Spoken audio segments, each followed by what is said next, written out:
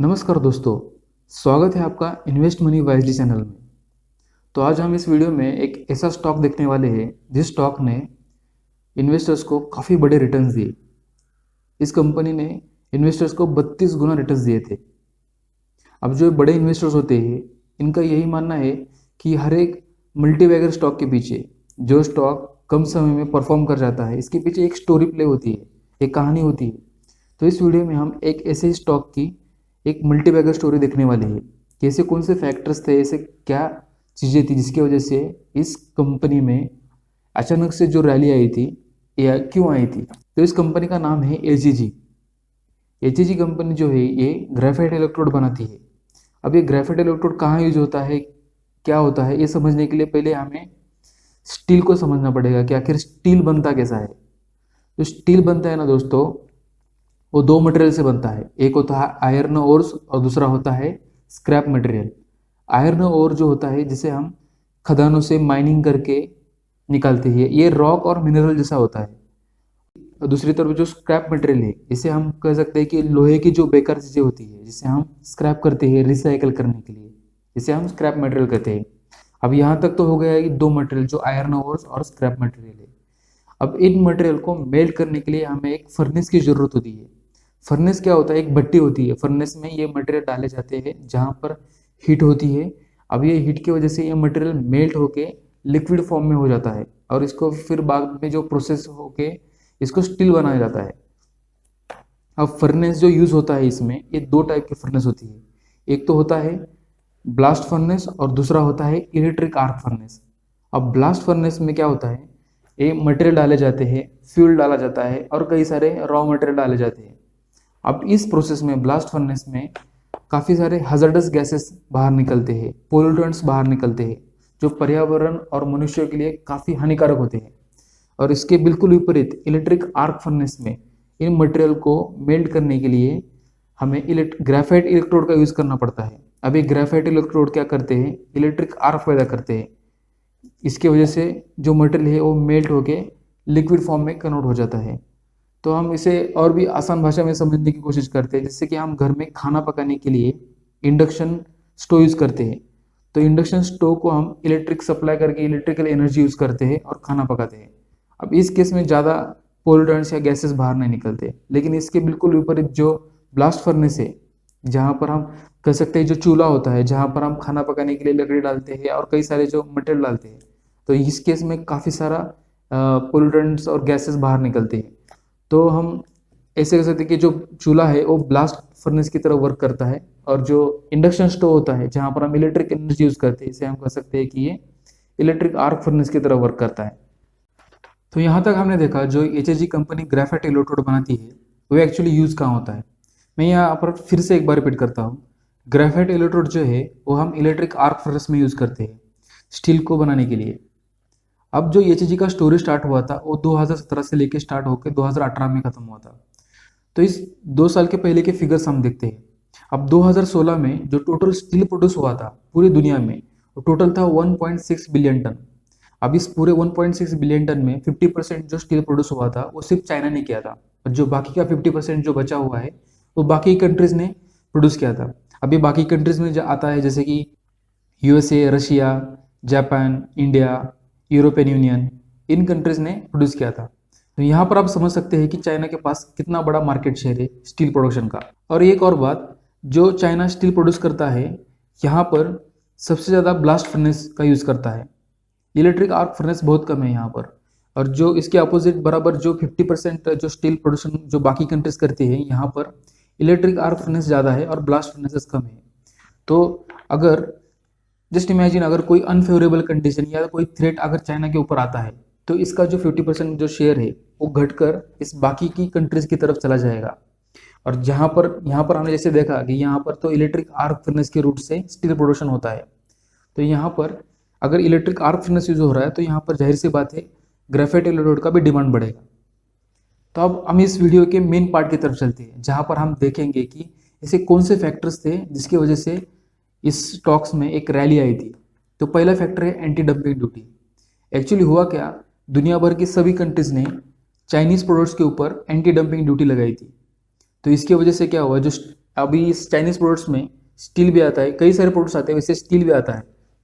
तो जैसे ही anti dumping duty इनके ऊपर लगाई तो जो मार्केट शेयर था चाइना का वो घटकर इस बाकी कंट्रीज की तरफ चला गया। और जहाँ पर हमने जैसे अभी मैंने कहा कि यहाँ पर इलेक्ट्रिक आर्क फर्नेस ज़्यादा यूज़ होता है, तो इसकी वजह से ग्रेफाइट एल्यूड के प्राइसेस में एक रैली आई थी।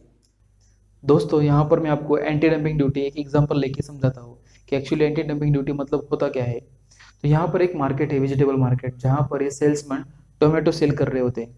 अब यहाँ पर जो कस्टमर्स है, जब वहाँ पर वो जाकर पूछते हैं कि भाई टोमेटो कैसे दिया, तो वहाँ पर कस्टमर को पता चलता है कि टोमेटो का जो रेट चल रहा है वो 30 रुपये प्रति किलो के हिसाब से चल रहा है। अभी इसी टाइम पर एक मार्केट में टोमेटो से भरा हुआ एक ट्रक आता है। अब यहाँ पर ये जो बंदा बाहर से आता है ट्रक लेके, वो यहाँ पर जो टोमेटो का भाव रखता है वो रखता है 10 रुपये से। अब होता क्या है, यहाँ पर बहुत सस्ता मिल रहा है टोमेटो, इसकी वजह से सभी कस्टमर्स यहाँ पर दौड़ के चले आते हैं। अभी यहाँ पर क्या होता है कि ये जो सेल्समैन है इनको यहाँ पर एक लॉस हो जाता है। क्यों? क्योंकि सभी यहाँ से कोई भी टोमेटो खरीदता नहीं है। अभी ये एक दिन की बात नहीं है, अगर ये डेली डेली अगर होता रहेगा तो ये सभी जो सेल्समैन है, जो यहाँ पर जो बिजनेस करते हैं, इनको यहाँ पर बहुत बड़ा लॉस होता है, ये बर्बाद होते हैं। तो इसी को अवॉइड करने के लिए, इसी चीज़ को अवॉइड करने के लिए गवर्नमेंट ने एक इनिशिएटिव लिया है, इसे कहते हैं हम एंटी डंपिंग ड्यूटी। अब गवर्नमेंट क्या करता है, जो भी बाहर से मटेरियल लेके आ रहा है यहाँ पर, उसके ऊपर एक एडिशनल टैरिफ लगाता है। जैसे कि मान लो ये 30 रुपये है, तो यहाँ पर ये लगभग 20 रुपये का एक टैरिफ लगा देते हैं गवर्नमेंट। तो यहाँ पर इसका रेट टोटल हो जाता है 30 रुपये। तो अब इसकी वजह से क्या होता है, जो मार्केट में एक फेयर प्राइस रहता है, तो इसकी वजह से जो जो भी हमारे जो यहाँ के जो बंदे हैं वो यहाँ पर बिजनेस कर सकते हैं और यहाँ से उनको कोई लॉस नहीं हो सकता है। तो इस सेम चीज़ जो है जो स्टील के बारे में होती है। जैसे कि यहाँ पर जो ये बंदा जो टोमेटो बाहर से लेके आ रहा है, इसे हम कह सकते हैं ये चाइना है, जो यहाँ पर स्टील इंडिया में आके डंप कर रहा है। तो इसी चीज़ को अवॉइड करने के लिए गवर्नमेंट ने एक एंटी डंपिंग ड्यूटी लगा के इसके ऊपर एक टैरिफ लगाया है। अब इसी टैरिफ को लगाने से क्या हुआ, जो चाइना जो स्टील एक्सपोर्ट कर रहा था अभी वो ज़्यादा कर नहीं पाएगा। और इसकी वजह से क्या हो जाएगा, जो डोमेस्टिक लेवल पे जो भी स्टील मैन्युफैक्चरर्स है, यहाँ पर जो डिमांड थी वो वहाँ पर पास हो जाएगी। और जैसे कि मैंने पहले बताया था कि जो डोमेस्टिक जो भी बाकी की 50% कंट्रीज है, वहाँ पर जो स्टील प्रोडक्शन होता है वो इलेक्ट्रिक आर्क फर्नेस के रूट के थ्रू होता है। तो वहाँ पर इलेक्ट्रिक आर्क फर्नेस अगर यूज़ हो रहा है तो वहाँ पर ग्रेफाइट इलेक्ट्रिक तो लगने वाले हैं। तो इसकी वजह से उसी टाइम पर ग्रेफाइट इलेक्ट्रोड के प्राइजेस में एक अचानक से एक रैली आई थी। दूसरा फैक्टर जो आता है जो इस ग्रोथ को रिस्पॉन्सिबल करता है वो है क्रूड ऑयल प्राइजेस। अब जो ग्रेफाइट इलेक्ट्रोड जो है इसको जो मटेरियल लगता है ये है निडल कोक, और जो निडल कोक है ये निकलता है क्रूड ऑयल से। तो मतलब अगर क्रूड ऑयल के प्राइसेस अगर बढ़ेंगे तो ग्रेफाइट इलेक्ट्रोड के भी प्राइसेस बढ़ेंगे। जैसे कि आप स्क्रीन पर देख रहे हैं चार्ट में 2016 से लेकर 2018 तक क्रूड ऑयल के प्राइसेस में एक अपवर्ड ट्रेंड दिख रहा है। तो इसका ही एक इम्पैक्ट जो है ग्रेफाइट एल्यूड के प्राइसेस के ऊपर भी हुआ है। ये था दूसरा फैक्टर। दोस्तों तीसरा फैक्टर आता है इलेक्ट्रिक आर्क फर्नेस रूट।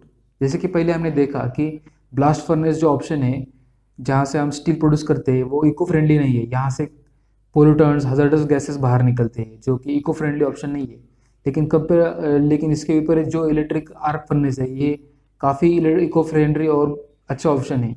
तो ये इसी को समझते हुए कई सारी कंट्रीज़ ने इलेक्ट्रिक आर्क फर्नेस को अपनाना चालू किया और ब्लास्ट फर्नेस के जो प्लांट थे वो बंद करना चालू कर दिया। तो जितने ज़्यादा इलेक्ट्रिक आर्क फर्नेसेस रहेगी उतना ज़्यादा ग्रेफाइट इलेक्ट्रोड को जो डिमांड बढ़ती रहेगी। ऐसे ही हुआ 2016 में कई सारे जो प्लांट्स थे वो बंद होकर इलेक्ट्रिक आर्क फर्नेस में चले गए और इसकी वजह से जो ग्रेफाइट की एक डिमांड बढ़ने लगी। जैसे कि हमने देखा कि एक ग्रोथ आई, स्टॉक मल्टीबैगर बन गया, इसके पीछे ये रीजंस थे। लेकिन क्या हम ये इस कंपनी को पहले फाइंड कर सकते थे? तो मैं आपको एक चार्ट दिखाता हूँ जिसमें 2-3 मजेदार चीज़ें आपको देखने को मिलेगी। जैसे कि आप देख रहे हैं जुलाई 17 में जो वॉल्यूम बार्स थे वो काफ़ी बड़े बड़े हैं, और जैसे कि आप पीछे देख रहे हैं 13, 15, 16 से लेके 17 तक जो वॉल्यूम बार्स थे वो उतने बड़े नहीं है। लेकिन अचानक से जुलाई 17 में कई सारे वॉल्यूम के बार वहाँ पर रिफ्लेक्ट हो रहे हैं। तो यहाँ से हम पता लगा सकते थे कि यहाँ पर जो बड़े इन्वेस्टर्स हैं यहाँ पर स्टॉक को एक्यूमुलेट कर रहे हैं। और यहाँ पर हम देख सकते हैं कि क्या ग्लोबल लेवल पे कोई इशू चल रहा है या कोई ग्रेफाइट के प्राइजेस में कुछ बदलाव हो रही है, तो इसके हिसाब से हम एक डिसीजन ले सकते थे। दोस्तों और एक चीज़ है जहाँ से भी हम पता लगा सकते थे, जैसे कि हम स्क्रीन पर देख रहे हैं एचएजी का क्वार्टरली रिजल्ट। अब दिसंबर 16 का क्वार्टर देखिए, जहाँ पर जो सेल हुआ था वो 251 करोड़ का सेल हुआ था, और उसी क्वार्टर में जो कंपनी ने प्रॉफिट, बल्कि प्रॉफिट नहीं लॉस किया था, 3.5 करोड़ का लॉस किया था। अब दिसंबर 17 का क्वार्टर देखिए, जहाँ पर जो टोटल सेल हुआ था वो 842 करोड़ का हुआ था, और जो प्रॉफिट हुआ था वो 342 करोड़ का हुआ था। तो यहाँ पर आप कंपेयर कर सकते हैं दिसंबर 16 का क्वार्टर वर्सेस दिसंबर 17 का क्वार्टर। तो यहाँ पर काफ़ी इम्प्रूव किया है उन्होंने। तो यहाँ पर एक आइडिया लगा सकते हैं कि कंपनी में कुछ तो टर्न अराउंड हुआ है, और कंपनी को काफ़ी सेल हुआ है, मतलब काफ़ी ऑर्डर थे कंपनी के पास, तो इन्होंने यहाँ पर अच्छा प्रॉफिट किया है।